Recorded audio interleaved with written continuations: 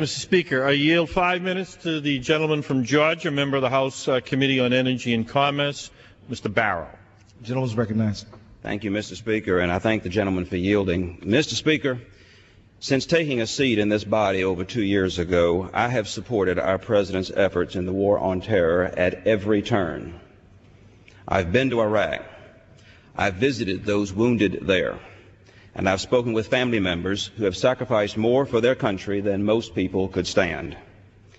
Mr. Speaker, I have carefully considered the President's plan. I've listened to his reasons, and I've tried to understand them. But the inescapable conclusion is this. While there are differences between the President's new strategy and his prior conduct of the war, the similarities still outweigh the differences. The President's new plan is not a new strategy. Instead, it represents more of the same strategy that has gotten us to where we are today. If we're going to defeat terrorism in Iraq, we simply cannot afford to keep doing more of the same. Now, Congress cannot manage a war, and it shouldn't try. Instead, Congress's job is to demand accountability from those charged with the conduct of the war effort. And so far, Congress has failed to do that job.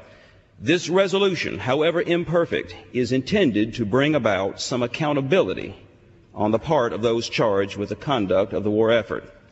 And it says of the President's plan, "Thou art weighed in the balance and found wanting." The President's plan is found wanting because he doesn't explain how this escalation in the number of American troops can make any difference in a war plan that depends on redeploying so many more Iraqi troops. We've been given no credible explanation as to why 21,000 more American troops can accomplish what the 130,000 already on the ground cannot accomplish. The President's plan is found wanting because it calls for completely new rules of engagement, with no explanation as to why such rules of engagement were not allowed in the past when they would have done the most good. The question before us is not whether the President's new plan represents a better chance of success in Iraq. The real question is whether the chances for success it represents, or the chance of success it represents, is a good enough chance to be worth the sacrifices that our soldiers will have to make to implement it.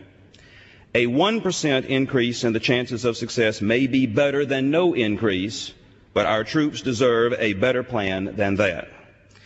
Mr. Speaker, I do not believe that this plan represents the change in strategy that we need in Iraq, nor does it offer a good enough chance for success to be worth the sacrifices that it will cost.